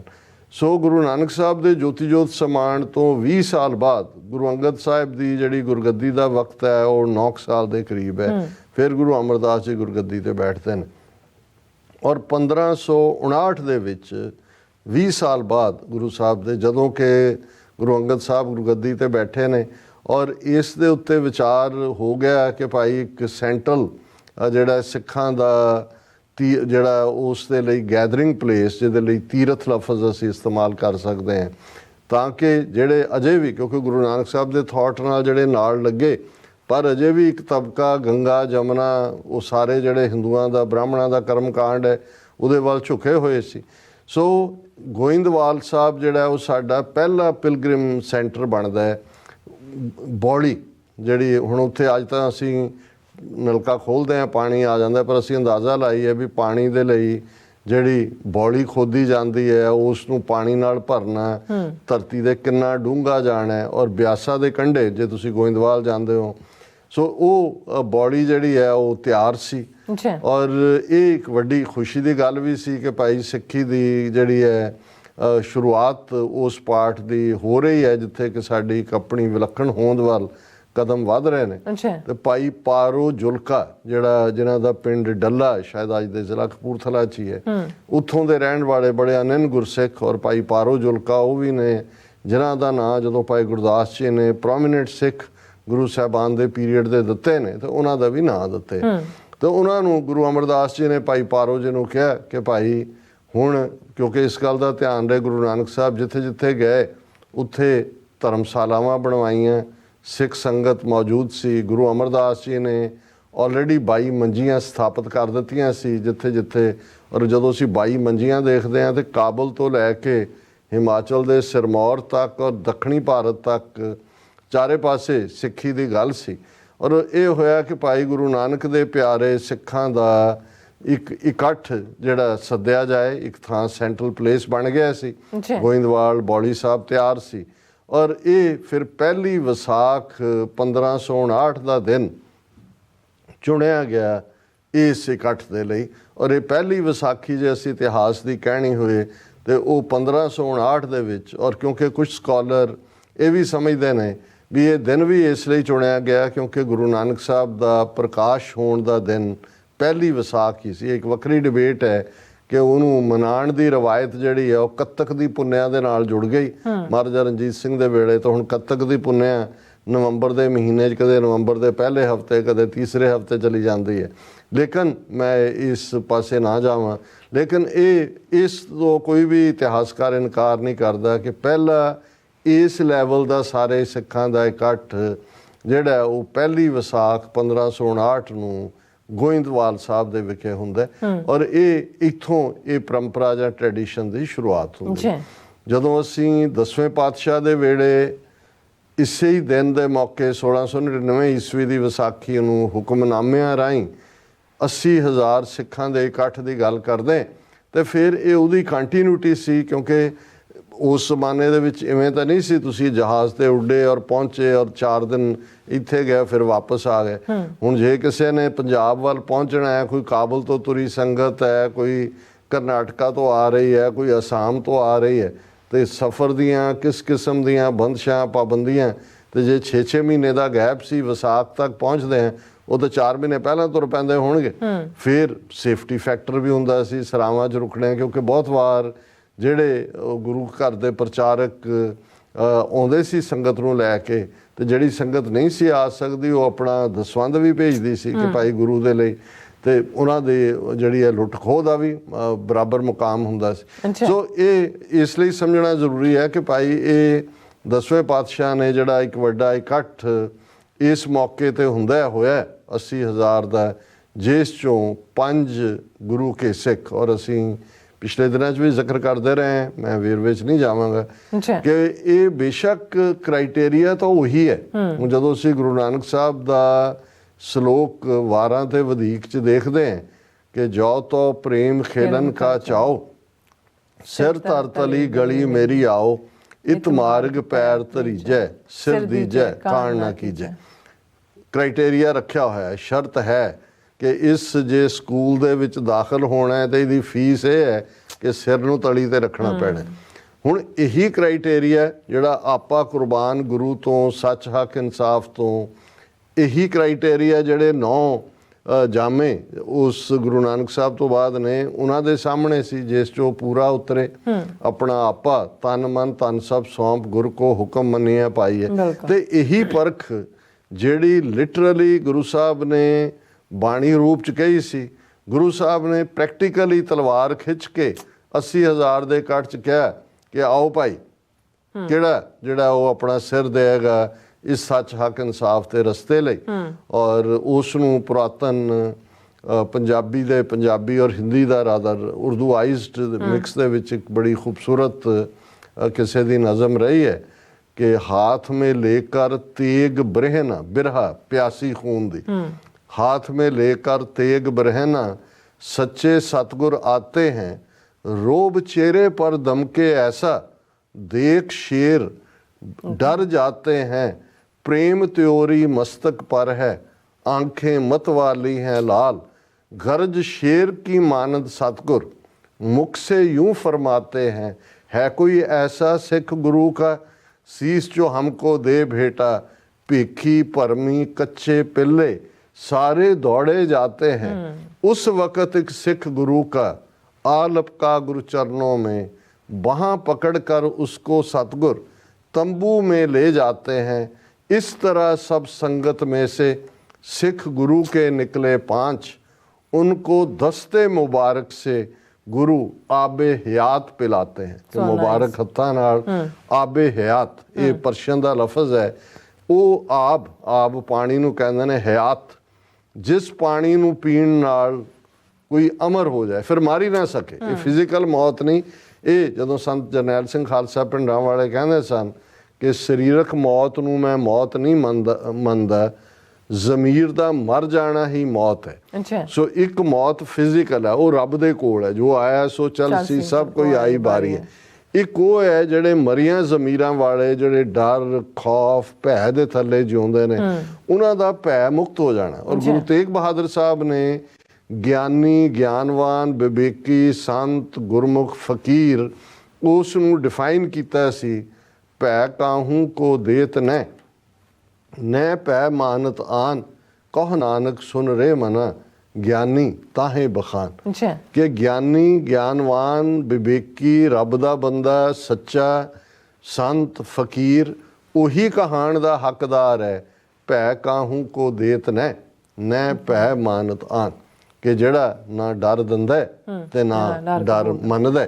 ਔਰ ਫਿਰ ਇਹ ਜਿਹੜਾ ਆਬੇ ਹਯਾਤ ਹੈ, इस आबे हयात ने की तब्दीली की, हालांकि थॉट वही है, मैं क्योंकि रिपीट नहीं मैं करना चाहता, थॉट वही है जो गुरु नानक साहब ने गाड़ी राह चलाया, मारिया सिक्का जगत विच नानक निर्मल पंथ चलाया, निर्मल पंथ, और शब्द जित्ती सिद्ध मंडली की तो अपना पंथ निराला, वही निराला पंथ है। और यही कंटिन्यूटी है, वही थॉट, वही जोत ओहा जुगत साए सह काया फेर पलटी है। ਹੁਣ ਉਹ ਜਿਹੜਾ ਥਾਟ ਗੁਰੂ ਨਾਨਕ ਸਾਹਿਬ ਦਾ, ਜਿਹੜਾ ਜਿਸ ਦੇ ਉੱਤੇ ਜਿਹੜਾ ਨੀਵਿਆਂ ਨਤਾਣਿਆਂ ਨੂੰ ਮਾਣ ਦੇ ਕੇ ਗਲ ਨਾਲ ਲਾਉਂਦਾ, ਨਾਨਕ ਤਿੰਨ ਕੈ ਸੰਗ ਸਾਥ ਕਹਿ ਕੇ, ਉਹੀ ਗੁਰੂ ਕਲਗੀਧਰ ਪਾਤਸ਼ਾਹ ਅੰਮ੍ਰਿਤ ਦੀ ਦਾਤ ਦੇ ਕੇ ਫਰਮਾਉਂਦੇ ਨੇ, ਅੱਜ ਤੋਂ ਤੁਹਾਡੀ ਕੁਲ ਨਾਸ, ਕਰਮ ਨਾਸ, ਭਰਮ ਨਾਸ, ਵਰਣ ਨਾਸ, ਤੁਸੀਂ ਖਾਲਸਾ। ਹੁਣ ਔਰ ਉਸ ਸਾਰੇ ਚੋਂ ਜੇ ਗੁਰੂ ਨਾਨਕ ਸਾਹਿਬ ਨੇ ਨਾਨਕ ਤਿੰਨ ਕੈ ਸੰਗ ਸਾਥ ਕਿਹਾ ਸੀ, तो गुरु साहब ने पहले ही रंगरेटे गुरु के बेटे, पर नाल दी नाल कि इन गरीब सिखन को देऊं पातशाही, ये याद करें हमरी गुरियाई। ये जिहड़ी सारी तब्दीली है, ये एक कौम दे रूप च 230 वरे 1469 तो 1699 तक उस सारे करिश्मे नूं जो गुरु साहब ने करके दिखाया। और एक वड्डे शायर 20वीं सदी च नानक चंद नाज होए ने, जिन्हों ने जो जफरनामा तो इलावा फतहनामा भी एक होर डॉकूमेंट गुरु साहब नाल जुड़दा है, परशियन दे उहदे कुछ शेयर, कुछ ने, कुछ गायब ने, उन्होंने उर्दू दे विच ट्रांसलेट किया सी। और एक ज़माने दे विच प्रभात अखबार उर्दू दी हुंदी सी, उहदे च छपया। पहला शेयर 10वें पातशाह दा परशियन च, फिर उन्हें अपने उस नूं हिंदीआइज वर्शन दिता है, मन आंक नू बेआफजाले पुरशे अकाल, के कुनम जे आब आहेन चुना बर्गशाल, जो लोहे के बर्तन में पानी भरा तो पानी में लोहे का खंडा धरा, हिलाया जो वो खंडा मैंने जरा तो पानी में लोहे का जहर घुला, नजर आए कतरे मचलते हुए, उभरते हुए और उछलते हुए, एक एक कतरा दरियाए जोशो खरोश, एक एक तूफान महशर बादोश, एक एक मौज में नहराए इनकलाब, एक एक मौज में जर्राए आफताब। जब इन कतरों पे मैंने डाली नज़र तो देखा शजायत का उनमें असर, एक एक कतरा जलवाए ज़िंदगी, एक एक कतरा में नूर ता बंदगी, हवेदा हुए जिंदगी के नुकात। ये था आबे आहिन के आबे हयात, इस अमृत से बरसात होने लगी, मुँह अफसरदा कलियों के धोने लगी, इस अमृत से एक बूंद चिड़िया ने पी, पकड़ ली उस जुबां शाहीबाज की। ये तब्दीली सी कि भाई उस चो गैरतमंद एक एक कतरे चो जेड़ा इनकलाब दी गल, तब्दीली दी गल, जुर्रत दी गल, शजायत दी गल, और वो हिम्मत जदों ये फोकलोर दे विच भी आया कि चिड़ियों से मैं बाज तोड़ाऊं, 1.25 लाख से एक लड़ाऊं, तब गोबिंद सिंह नाम कहूं। सो सचमुच ही कि जे चिड़िया तो बाज तोड़ना ही है कि इस अमृत से एक बूंद चिड़िया ने पी, पकड़ ली उस जुबां शाही बाज की। और ये कोई छोटी गल नहीं सी, उस धरती ते 1000 साल नहीं, उस तो भी पहला अलेगजेंडर 2500 साल पहला एक खौफ, एक डर, एक उस सारे च रहन वाले। और जदों पंगाणी दे युद्ध वेले जदों अजे अमृत भी नहीं सी तैयार होया, लेकिन उदों का एक कपलेट जिहड़ा साडी पुरातन रवायत कोट हुंदा है कि जदों गुरु साहब ने हथियार चुकण नूं कहा तो वो जिहड़े सी उस किस्म दे दुकानदार और दूसरे किस्म दे लोग उन्होंने कहा जी, काम हमारा तोले तकड़ी, नंगी कर्द कभी नहीं पकड़ी, चिड़ी उड़े डर से मर जाए, मुगलन से कैसे लड़ पाए। कि तुसी सानू मरवाउणा है, उन्हां नाल असीं लड़ना है भी, असीं तां चिड़ी उड़दी है तो साडी जान जिहड़ी है वो सुक जांदी है। हुण ये जिहड़ी तब्दीली है, फिर वो जिहड़ी गुरु ने 1.25 ਲੱਖ नाल लड़न दी स्पिरिट पैदा कीती, वो चमकौर दी गढ़ी होए ਜਦੋਂ 40 ਸਿੱਖਾਂ ਦੇ ਨਾਲ 10 ਲੱਖ ਫੌਜ ਦਾ ਟਾਕਰਾ ਹੈ, ਜਾਂ ਜੇ ਮੌਜੂਦਾ ਸਮੇਂ 'ਚ ਦੇਖਣਾ ਹੋਏ ਜੂਨ 84 ਦਾ ਪਹਿਲਾ ਹਫਤਾ ਜਦੋਂ ਕਿ ਕੁਛ ਦਰਜਨ ਭੁੱਖੇ ਪਾਣੇ ਸਿੰਘ ਭਾਰਤ ਦੀ 2 ਲੱਖ ਤੋਂ ਜ਼ਿਆਦਾ ਫੌਜ ਦਾ ਟਾਕਰਾ ਕਰਦੇ ਨੇ। ਇਹ ਕ੍ਰਿਸ਼ਮੇ ਹੋਰ ਕੀ ਹੁੰਦਾ ਨੇ? ਇਹੀ ਹੁੰਦਾ ਹੈ ਕਿ ਵੀ ਤੁਸੀਂ ਰੱਬ ਦੇ ਉੱਤੇ ਭਰੋਸਾ ਰੱਖ ਕੇ ਤੁਰ ਪੈਂਦੇ ਹੋ, ਇੱਕ ਬੇਪਰਵਾਹੀ ਤੁਹਾਡੇ 'ਚ ਹੁੰਦੀ ਹੈ, ਤੁਹਾਨੂੰ ਹੁੰਦਾ ਹੈ ਕਿ ਭਾਈ ਅਸੀਂ जितना ही जितना है, हम पातशाही सतगुर दई। गुरु साहब ने कहा कि जिनकी ज़ात वर्ण कुल माहें, सरदारी ना भई कदाहें, तिन ही को सरदार बनाऊं तब गोबिंद सिंह नाम खाऊं।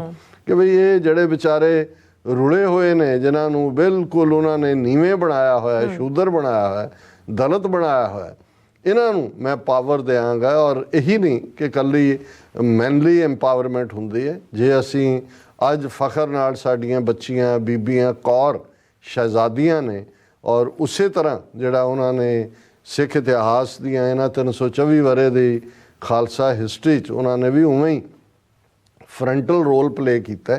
ਤੇ ਇਹ ਕੋਈ ਕ੍ਰਿਸ਼ਮੇ ਤੋਂ ਘੱਟ ਨਹੀਂ ਹੈ ਕਿ ਉਹੀ ਗੁਣ ਦੇ ਨਾਲ, ਉਹੀ ਗੁਣਾਂ ਦੇ ਨਾਲ, ਔਰ ਉਹ ਵੀ ਉਸੇ ਹੀ ਬਰਾਬਰੀ ਦੀ ਗੱਲ ਜਿਹਨੂੰ ਗੁਰੂ ਨਾਨਕ ਸਾਹਿਬ ਨੇ ਸੋ ਕਿਉਂ ਮੰਦਾ ਆਖੀ ਹੈ, ਜਿਤ ਜੰਮੇ ਰਾਜਾਨ ਨਾਲ ਜੋ ਰੁਤਬਾ ਦਿੱਤਾ ਸੀ। ਗੁਰੂ ਨੇ ਕਿਹਾ ਇਹ ਮੇਰੇ ਸ਼ਹਿਜ਼ਾਦੇ ਨੇ, ਕੌਰ ਸ਼ਹਿਜ਼ਾਦੇ ਨੂੰ ਕਹਿੰਦੇ ਨੇ, ਯੰਗੈਸਟ ਜਿਹੜਾ ਐਲਡੈਸਟ ਹੁੰਦਾ ਸੀ ਉਹਨੂੰ ਟਿੱਕਾ ਕਹਿੰਦੇ ਸੀ, ਕਰਾਊਨ ਪ੍ਰਿੰਸ। ਔਰ ਜਿਹੜਾ ਯੰਗੈਸਟ ਪ੍ਰਿੰਸ ਹੈ ਕਿ ਮੇਰੇ ਸ਼ਹਿਜ਼ਾਦੇ ਨੇ। ਔਰ ਅਸੀਂ ਜਦੋਂ ਅੱਜ ਦੇ ਕੌਂਟੈਕਸਟ 'ਚ ਗੱਲ ਕਰ ਰਹੇ ਹਾਂ, ਬੇਸ਼ੱਕ ਬਹੁਤ ਸਾਰਾ ਕੁਛ ਇਸ ਪੀਰੀਅਡ 'ਚ ਜਿਹੜਾ ਵਿਸਾਖੀ ਦੇ ਨਾਲ ਜੁੜਿਆ ਹੋਇਆ ਹੈ। 13 ਅਪ੍ਰੈਲ 1978 ਦੀ ਵਿਸਾਖੀ ਸਾਡੀਆਂ ਯਾਦਾਂ 'ਚ ਹੈ, ਜਦੋਂ ਕਿ 13 ਸਿੰਘਾਂ ਨੇ ਅੰਮ੍ਰਿਤਸਰ ਸ਼ਹਿਰ 'ਚ ਨਰਕਧਾਰੀਆਂ ਦੇ ਉਸ ਪਖੰਡ ਨੂੰ ਚੈਲੰਜ ਕੀਤਾ ਔਰ ਉਹਨਾਂ ਦੀਆਂ ਸ਼ਹਾਦਤਾਂ ਹੁੰਦੀਆਂ ਨੇ। ਫਿਰ ਅਸੀਂ ਦੇਖ ਰਹੇ ਹਾਂ ਕਿ ਅੱਜ ਜਦੋਂ ਅਸੀਂ 324ਵਾਂ ਖਾਲਸਾ ਸਾਜਨਾ ਦਿਵਸ ਇਸ ਦੀ ਗੱਲ ਕਰ ਰਹੇ ਤੇ ਪੰਜਾਬ ਘੇਰਾਬੰਦੀ ਦੇ ਵਿੱਚ ਹੈ, ਤਖਤਾਂ ਦੇ ਬਾਹਰ ਹੀ ਨਹੀਂ ਅੰਦਰ ਵੀ ਸਿਵਲ ਕੱਪੜਿਆਂ ਦੇ ਵਿੱਚ ਗ੍ਰਿਫਤਾਰੀਆਂ ਦਾ ਸਿਲਸਿਲਾ ਜਾਰੀ ਹੈ। ਔਰ ਜੇ ਮੈਂ ਇਸ ਸਟੇਟਮੈਂਟ ਆਪਣੇ ਵੱਲੋਂ ਜੇ ਮੈਂ ਵੇਰਵੇ 'ਚ ਕਵਾਂ ਤੇ ਸ਼ਾਇਦ ਲੱਗੇਗਾ ਕਿ ਵੀ ਪਤਾ ਨਹੀਂ ਅਸੀਂ ਐਗਜ਼ੈਜਰੇਟ ਕਰ ਰਹੇ ਹਾਂ। ਹੁਣ ਸ਼੍ਰੋਮਣੀ ਗੁਰਦੁਆਰਾ ਪ੍ਰਬੰਧਕ ਕਮੇਟੀ ਦਾ ਬਾਦਲਾਂ ਦੀ ਜਿਹੜੀ ਹੈ ਉਹੀ ਉਹਨਾਂ ਦੀ ਐਡਵਾਈਸ ਦੇ ਉੱਤੇ ਚੱਲਦੀ ਹੈ। ਲੰਬਾ ਵਕਤ ਬੀਜੇਪੀ ਦੇ ਨਾਲ ਔਰ ਦਿੱਲੀ ਸਰਕਾਰ ਦੇ ਨਾਲ RSS ਨਾਲ ਇਹਨਾਂ ਦੀ ਅਲਾਇੰਸ ਹੈ। ਔਰ ਇਹ ਉਹਨਾਂ ਦੇ SGPC ਦੇ ਪ੍ਰਧਾਨ ਦਾ ਬਿਆਨ ਹੈ, ਖਾਲਸਾ ਸਾਜਨਾ ਦਿਵਸ ਮੌਕੇ ਗੁਰੂ ਘਰਾਂ ਅੰਦਰ ਪੁਲਿਸ ਦਾ ਬੇਲੋੜਾ ਦਖਲ ਬਰਦਾਸ਼ਤ ਨਹੀਂ। ਸੰਗਤ 'ਚ ਦਹਿਸ਼ਤ ਦਾ ਮਾਹੌਲ ਪੈਦਾ ਕਰਨ ਤੋਂ ਹਟੇ ਪੰਜਾਬ ਸਰਕਾਰ ਤੇ ਪੁਲਿਸ ਪ੍ਰਸ਼ਾਸਨ। ਉਹਨਾਂ ਦੀ ਡਿਟੇਲ ਸਟੇਟਮੈਂਟ ਹੈ। ਉਹਨਾਂ ਨੇ ਕਿਹਾ ਕਿ ਵੀ ਬੇਲੋੜੇ ਦਖਲ ਦਿੱਤੇ ਜਾ ਰਹੇ ਨੇ ਔਰ ਅਸੀਂ ਕੌਮੀ ਰਵਾਇਤਾਂ ਅਨੁਸਾਰ ਮਨਾਉਂਦੇ ਹਾਂ, ਲੇਕਿਨ ਪੁਲਿਸ ਪ੍ਰਸ਼ਾਸਨ ਮਨਮਰਜ਼ੀ ਨਾਲ ਗੁਰੂ ਘਰਾਂ ਦੇ ਅੰਦਰ ਵੀ ਦਖਲ ਅੰਦਾਜ਼ੀ ਕਰ ਰਿਹਾ। ਸਿਵਲ ਕੱਪੜਿਆਂ ਦੇ ਵਿੱਚ ਉਹ ਅੰਦਰ ਬੈਠੇ ਹੋਏ ਨੇ ਔਰ ਇਹ ਸਾਡੇ ਲਈ ਉਹਨਾਂ ਕਿਹਾ ਖਾਲਸਾ ਸਾਜਨਾ ਦਿਵਸ ਸਿੱਖ ਕੌਮ ਲਈ ਬੇਹੱਦ ਮਹੱਤਵਪੂਰਨ ਤੇ ਸ਼ਰਧਾ ਭਰਪੂਰ ਹੋਣ ਕਰਕੇ ਤਖਤ ਸ੍ਰੀ ਕੇਸਗੜ੍ਹ ਸਾਹਿਬ, ਤਖਤ ਦਮਦਮਾ ਸਾਹਿਬ ਵਿਖੇ ਭਰਵੀਂ ਗਿਣਤੀ ਵਿੱਚ ਸੰਗਤ ਪੁੱਜਦੀ ਹੈ, ਪਰ ਪੁਲਿਸ ਦੀ ਬਿਨਾਂ ਵਜ੍ਹਾ ਤਾਇਨਾਤੀ ਕਰਕੇ ਉਹਨਾਂ ਨੂੰ ਪਰੇਸ਼ਾਨੀ ਦਾ ਸਾਹਮਣਾ ਕਰਨਾ ਪੈ ਰਿਹਾ। ਉਹਨਾਂ ਨੇ ਕਿਹਾ ਕਿ ਸਿੱਖ ਸੰਗਤ ਅੰਦਰ ਜਾਣ ਬੁੱਝ ਕੇ ਡਰ ਅਤੇ ਦਹਿਸ਼ਤ ਦਾ ਮਾਹੌਲ ਬਣਾਇਆ ਜਾ ਰਿਹਾ। ਗੁਰਦੁਆਰਾ ਸਾਹਿਬਾਨਾਂ ਅੰਦਰ ਪੁਲਿਸ ਕਰਮੀ ਪ੍ਰਬੰਧਕਾਂ ਨੂੰ ਵੀ ਆਪਣੀ ਇੱਛਾ ਅਨੁਸਾਰ ਚੱਲਣ ਲਈ ਦਬਾਅ ਪਾ ਰਹੇ ਹਨ। ਇਹ ਬਰਦਾਸ਼ਤ ਤੋਂ ਬਾਹਰ ਦੀ ਕਾਰਵਾਈ ਹੈ। ਇਹ ਪੁਲਿਸ ਵੱਲੋਂ ਮਰਿਆਦਾ ਨੂੰ ਦਿੱਤੀ ਸਿੱਧੀ ਚੁਣੌਤੀ ਵਾਂਗ ਹੈ। ਉਹਨਾਂ ਕਿਹਾ ਸ਼੍ਰੋਮਣੀ ਕਮੇਟੀ ਦੇ ਮੁਲਾਜ਼ਮਾਂ ਤੋਂ ਇਹ ਰਿਪੋਰਟਾਂ ਮਿਲ ਰਹੀਆਂ ਹਨ ਕਿ ਗੁਰੂ ਘਰਾਂ ਅੰਦਰ ਸਿਵਲ ਪਹਿਰਾਵੇ ਵਿੱਚ ਮੌਜੂਦ ਪੁਲਿਸ ਬੇਪਛਾਣ ਹੋ ਕੇ ਸੰਗਤ ਉੱਤੇ ਨਿਗਾਹ ਰੱਖਦਿਆਂ ਉਹਨਾਂ ਨੂੰ ਪਰੇਸ਼ਾਨ ਕਰ ਰਹੀ ਹੈ, ਜਿਸ ਤੇ ਸੰਗਤ ਵੱਲੋਂ ਭਾਰੀ ਇਤਰਾਜ਼ ਜਤਾਏ ਜਾ ਰਹੇ ਹਨ। ਔਰ ਉਹਨਾਂ ਨੇ ਇਹ ਕਿਹਾ ਕਿ ਭਾਈ ਸਰਕਾਰ ਤੁਰੰਤ ਗੁਰੂ ਘਰਾਂ ਤੋਂ ਪੁਲਿਸ ਨੂੰ ਬਾਹਰ ਕੱਢੇ। ਉਹਨਾਂ ਸੰਗਤ ਨੂੰ ਵੀ ਅਪੀਲ ਕੀਤੀ ਕਿ ਉਹ ਪੁਲਿਸ ਵੱਲੋਂ ਪੈਦਾ ਕੀਤੇ ਜਾ ਰਹੇ ਭੈ ਨੂੰ ਨਕਾਰ ਕੇ ਗੁਰੂ ਘਰਾਂ 'ਚ ਸ਼ਰਧਾ ਪ੍ਰਗਟਾਉਣ ਲਈ ਪੁੱਜੇ। ਉਹਨਾਂ ਕਿਹਾ ਜੇ ਸਰਕਾਰ ਜਾਂ ਪੁਲਿਸ ਪ੍ਰਸ਼ਾਸਨ ਸੰਗਤਾਂ ਨੂੰ ਤੰਗ ਪਰੇਸ਼ਾਨ ਜਿੱਥੇ ਕਰਦੀ ਹੈ, ਉਹਦੀ ਸੂਚਨਾ ਗੁਰਦੁਆਰਾ ਸਾਹਿਬਾਨ ਦੇ ਮੈਨੇਜਰਾਂ ਨੂੰ ਦਿੱਤੀ ਜਾਏ। ਹੁਣ ਜੇ ਸ਼੍ਰੋਮਣੀ ਕਮੇਟੀ ਪ੍ਰੈਜ਼ੀਡੈਂਟ ਜਿਹੜਾ ਕਿ ਬਿਲਕੁਲ ਸਰਕਾਰ ਪੱਖੀ ਲਾਈਨ ਵਾਲੇ ਨੇ, ਇਹ ਉਹਨਾਂ ਦਾ ਕਹਿਣਾ ਹੈ, ਜੇ ਅਸੀਂ ਗੱਲ ਕਰਾਂਗੇ ਕਿ ਇਸ ਵੇਲੇ ਛਾਪਾਮਾਰੀ ਦੇ ਥੱਲੇ ਔਰ ਪੰਜਾਬ 'ਚ ਕਿਵੇਂ ਬੀਬੀਆਂ ਨੂੰ ਚੁੱਕਿਆ ਜਾ ਰਿਹਾ, ਕਿਵੇਂ ਉਹਨਾਂ ਦੀ ਹਰਾਸਮੈਂਟ ਹੋ ਰਹੀ ਹੈ। ਭਾਈ ਅਵਤਾਰ ਸਿੰਘ ਖੰਡਾ ਜਿਹੜੇ ਯੂਕੇ 'ਚ ਨੇ, ਉਹਨਾਂ ਦੀ 65 ਸਾਲਾ ਮਾਤਾ ਨੂੰ ਚੁੱਕਿਆ ਘਰੋਂ, ਉਹਨਾਂ ਦੀ ਛੋਟੀ ਭੈਣ ਜਿਹੜੀ ਨਰਸਿੰਗ ਕਰਦੀ ਹੈ ਉਹਨੂੰ ਚੰਡੀਗੜ੍ਹੋਂ ਚੁੱਕਿਆ। ਸੋ ਇਸ ਕਿਸਮ ਦੀਆਂ ਬਹੁਤ ਸਾਰੀਆਂ ਰਿਪੋਰਟਾਂ ਨੇ। ਸੋ ਅਸੀਂ ਸਮਝਦੇ ਹਾਂ ਕਿ 324 ਵਰ੍ਹੇ ਪਹਿਲਾਂ ਜਿਸ ਡਰ ਭੈ ਦੇ ਮਾਹੌਲ ਨੂੰ ਖਤਮ ਕਰਨ ਲਈ ਔਰ ਇਸ ਧਰਤੀ ਦੇ ਉੱਤੇ ਸਾਧ ਸਮੂਹ ਪ੍ਰਸੰਨ ਫਿਰੈ ਜਗ ਛਤਰ ਸਭੈ ਅਵਲੋਕ ਚਪੈਂਗੇ, ਇਹ ਖਾਲਸਾ ਪੰਥ ਪ੍ਰਗਟ ਹੁੰਦਾ ਹੈ। ਅੱਜ ਫੇਰ ਸਾਡੀ ਉਹ ਪੰਜਾਬ ਦੀ ਧਰਤੀ, ਖਾਲਸੇ ਦੀ ਸਾਜਨਾ ਵਾਲੀ ਧਰਤੀ, ਇੰਡੀਅਨ ਆਰਮੀ ਜੈਕ ਬੂਟ ਥੱਲੇ ਹੈ। ਔਰ ਉਦੋਂ ਵੀ ਖਾਲਸੇ ਨੇ ਇਹ ਮਿਥ ਲਿਆ ਸੀ ਕਿ ਅਸੀਂ ਇਸ ਧਰਤੀ ਨੂੰ ਆਜ਼ਾਦ ਕਰਵਾਉਣਾ ਹੈ। ਇਹੀ ਉਹਨਾਂ ਦਾ ਮਤਾ ਸੀ। ਪੰਜਾਬ ਦੌਲਤ ਯਾਹੀ ਤੇ ਸਿੱਖ ਖਾਹੇ, ਦੱਖਣੀ ਪੱਛਮੀ ਕਿਮ ਲੈ ਜਾਹੇ। ਦੱਖਣ ਤੋਂ ਆਉਣ ਵਾਲੇ ਮਰਾਠੇ ਜਾਂ ਦਰਾ ਖੈਬਰ ਪਾਰ ਦੇ ਹਮਲਾਵਰ ਕਿਵੇਂ ਪੰਜਾਬ ਦੀ ਧਰਤੀ ਨੂੰ ਲੁੱਟਣ। ਇਹ ਪੰਜਾਬ ਦੀ ਧਰਤੀ, ਪੰਜਾਬ ਦੀ ਦੌਲਤ ਪੰਜਾਬੀਆਂ ਲਈ ਹੈ, ਪੰਜਾਬ ਦੇ ਲੋਕਾਂ ਲਈ। ਔਰ ਇਹੀ ਕਾਰਨ ਸੀ ਕਿ ਜਦੋਂ ਖਾਲਸਾ ਰਾਜ ਕਾਇਮ ਹੁੰਦਾ ਹੈ, ਫਿਰ ਬਿਨਾਂ ਜ਼ਾਤ ਰੰਗ ਨਸਲ ਧਰਮ ਦੇ ਵਿਤਕਰੇ ਦੇ ਉਸ ਨੂੰ ਸਾਂਝੇ ਤੌਰ ਦੇ ਉੱਤੇ ਅੱਜ ਵੀ ਯਾਦ ਕੀਤਾ ਜਾਂਦਾ ਹੈ। ਅੱਜ ਵੀ ਹੁਣ ਤਾਂ ਪਾਕਿਸਤਾਨ ਵਿਚਲੇ ਸਕਾਲਰ ਵੀ ਜਦੋਂ ਮਹਾਰਾਜਾ ਰਣਜੀਤ ਸਿੰਘ ਪੀਰੀਅਡ ਦੀ ਲਿਟਰੇਸੀ ਦੀ ਗੱਲ ਕਰਦੇ ਨੇ ਕਿ ਭਾਈ ਯੂਰਪ ਵਾਲਿਆਂ ਨੇ, ਖਾਸ ਤੌਰ ਤੇ ਬ੍ਰਿਟਿਸ਼ ਨੇ, ਕਿਵੇਂ ਦੇਖਿਆ ਕਿ ਕਿਵੇਂ ਕੋਈ ਕਿਸੇ ਵੀ ਜਿਹੜਾ ਮਸੀਤ, ਗੁਰਦੁਆਰਾ ਜਿਹਨੂੰ ਧਰਮਸਾਲ ਕਹਿੰਦੇ ਸੀ, ਜਾਂ ਮੰਦਿਰ ਬਣਾਉਣ ਦੀ ਉਦੋਂ ਤੱਕ ਇਜਾਜ਼ਤ ਨਹੀਂ ਸੀ ਹੁੰਦੀ ਜਦੋਂ ਤੱਕ ਉਹਦੇ ਨਾਲ ਮਦਰਸਾ, ਪਾਠਸ਼ਾਲਾ ਜਾਂ ਧਾਰਮਿਕ ਸਕੂਲ ਨਹੀਂ ਸੀ ਖੋਲ੍ਹਿਆ ਜਾਂਦਾ, ਤਾਂ ਕਿ ਸਾਰੇ ਦੇ ਸਾਰੇ ਸ਼ਹਿਰੀ ਜਿਹੜੇ ਨੇ ਉਹ ਜਿਹੜੇ ਨੇ ਲਿਟਰੇਟ ਹੋਣ, ਪੜ੍ਹੇ ਲਿਖੇ ਹੋਣ। ਸੋ ਇਹ ਇੱਕ ਪਾਸੇ ਭੈ ਦਾ ਮਾਹੌਲ ਹੁੰਦਾ ਹੈ। ਭੈ 'ਚ ਤੁਹਾਨੂੰ ਤੁਹਾਡੀ ਦੌਲਤ ਵੀ ਲੁੱਟੀ ਜਾਂਦੀ ਹੈ, ਤੁਹਾਨੂੰ ਗਰੀਬ ਵੀ ਰੱਖਿਆ ਜਾਂਦਾ ਹੈ। ਸੋ ਜਿੱਥੇ ਅਸੀਂ ਸਮੂਹ ਸਿੱਖ ਸੰਗਤਾਂ ਨੂੰ 324ਵੇਂ ਖਾਲਸਾ ਸਾਜਨਾ ਦਿਵਸ ਦੇ ਮੌਕੇ ਈਵ ਤੇ ਮੁਬਾਰਕਬਾਦ ਦਿੰਦੇ ਹਾਂ। ਕੱਲ੍ਹ ਅਸੀਂ ਫਲਾਈ ਕਰ ਰਹੇ ਹਾਂ, ਸਾਡੀ ਸਾਰੀ ਟੀਮ TV 84 ਦੀ ਕੈਲੀਫੋਰਨੀਆ ਲਈ ਸਟਾਕਟਨ। ਔਰ ਸਾਡੀ ਕੱਲ੍ਹ ਕੋਸ਼ਿਸ਼ ਹੋਏਗੀ ਕਿ ਸ਼ਾਮ ਦਾ ਦੀਵਾਨ ਅਸੀਂ ਗੁਰਦੁਆਰਾ ਸਾਹਿਬ ਫਰੀਮੌਂਟ ਤੋਂ ਉਸ ਦੀ ਕਵਰੇਜ ਵੀ ਕਰਾਂਗੇ। ਔਰ ਸੈਚਰਡੇ ਸੰਡੇ ਦੋਨੋਂ ਹੀ, ਸੰਡੇ ਪੈਰੇਡ ਹੈ, ਸੈਚਰਡੇ ਦਾ ਦੀਵਾਨ ਜਿਹੜਾ ਹੈ ਉਹ ਰਾਤ ਦਾ ਹੁੰਦਾ ਹੈ, ਪਰ ਬਾਅਦ ਜਾ ਕੇ ਵੀ YouTube, Facebook ਤੇ ਸਾਡੇ ਵਿਊਅਰ ਦੇਖ ਸਕਦੇ ਨੇ। ਟਾਈਮ ਫਰੇਮ ਸਾਰੇ ਪਾਸੇ ਦੇਖਿਆ ਜਾ ਸਕਦਾ ਹੈ। ਸੋ ਅਸੀਂ ਮਾਫੀ ਵੀ ਚਾਹੁੰਦੇ ਹਾਂ ਕਿ ਕੱਲ੍ਹ ਦਾ ਪ੍ਰੋਗਰਾਮ ਅਸੀਂ ਇੱਥੋਂ ਨਹੀਂ ਕਰ ਪਾਵਾਂਗੇ। ਲੰਬਾ ਸਫ਼ਰ ਹੁੰਦਾ ਹੈ, 5-6 ਘੰਟੇ ਦੀ ਫਲਾਈਟ ਹੁੰਦੀ ਹੈ, ਲੇਕਿਨ ਅਸੀਂ ਤੁਹਾਡੇ ਨਾਲ ਜੁੜੇ ਰਵਾਂਗੇ। ਔਰ ਬਹੁਤ ਬਹੁਤ ਮੁਬਾਰਕ ਜੀ। ਡਾਕਟਰ ਸਾਹਿਬ ਤੁਹਾਡਾ ਬਹੁਤ ਬਹੁਤ ਸ਼ੁਕਰੀਆ, ਤੁਸੀਂ ਆਪਣੇ ਵਿਚਾਰ ਸਾਡੇ ਦਰਸ਼ਕਾਂ ਨਾਲ ਸਾਂਝੇ ਕੀਤੇ ਨੇ। ਸੋ ਇੱਥੇ ਲੈਣੇ ਬ੍ਰੇਕ, ਔਰ ਬ੍ਰੇਕ ਤੇ ਜਾਣ ਤੋਂ ਪਹਿਲਾਂ ਅਸੀਂ ਆਪਣੇ ਦਰਸ਼ਕਾਂ ਤੇ ਸਰੋਤਿਆਂ ਨੂੰ ਅਪੀਲ ਤੇ ਬੇਨਤੀ ਕਰਦੀ ਵਿਊਅਰਸ, ਜਿਸ ਤਰ੍ਹਾਂ ਕਿ ਤੁਸੀਂ ਜਾਣਦੇ ਹੋ ਕਿ TV 84 ਇੱਕ ਪੰਥਕ ਚੈਨਲ ਹੈ। TV 84 ਦੀ ਚੜ੍ਹਦੀ ਕਲਾ ਲਈ ਵੱਧ ਤੋਂ ਵੱਧ ਡੋਨੇਟ ਕਰੋ। ਡੋਨੇਟ ਕਰਨ ਲਈ ਸਾਡੀ ਵੈਬਸਾਈਟ tv84.tv ਤੇ ਜਾ ਕੇ ਪੇਪਲ ਦੀ ਵਰਤੋਂ ਕਰਕੇ 1 ਟਾਈਮ ਡੋਨੇਟ ਕਰ ਸਕਦੇ ਹੋ, ਮੰਥਲੀ ਡੋਨੇਟ ਵੀ ਕਰ ਸਕਦੇ ਹੋ। ਤੁਸੀਂ TV 84 ਦੇ ਨਾਮ ਤੇ ਚੈੱਕ ਬਣਾ ਕੇ ਸਾਨੂੰ ਮੇਲ ਵੀ ਕਰ ਸਕਦੇ ਹੋ ਸਾਡੇ ਇਸ ਪਤੇ ਤੇ 36-0137 ਲੌਂਗ ਆਈਲੈਂਡ ਸਿਟੀ, ਨਿਊਯਾਰਕ 11101 USA। ਜਾਂ ਫਿਰ ਤੁਸੀਂ ਸਾਨੂੰ ਫੋਨ ਰਾਹੀਂ ਵੀ ਸੰਪਰਕ ਕਰ ਸਕਦੇ ਹੋ ਸਾਡੇ ਫੋਨ ਨੰਬਰ ਤੇ 5166191984। ਤੁਸੀਂ ਸਾਨੂੰ ਈਮੇਲ ਵੀ ਕਰ ਸਕਦੇ ਹੋ info@tv84.tv ਤੇ। ਅਸੀਂ ਤੁਹਾਡੇ ਤਹਿ ਦਿਲ ਤੋਂ ਸ਼ੁਕਰਗੁਜ਼ਾਰ ਹੋਵਾਂਗੇ। ਸੋ ਇੱਥੇ ਲੈਣੇ ਬ੍ਰੇਕ। ਵਿਊਅਰਸ ਤੁਸੀਂ ਸਾਨੂੰ ਇਸੇ ਤਰ੍ਹਾਂ ਬਣੇ ਰਹਿਣਾ। ਮਿਲਦੇ ਹਾਂ ਛੋਟੇ ਜਿਹੇ ਬ੍ਰੇਕ ਤੋਂ ਬਾਅਦ।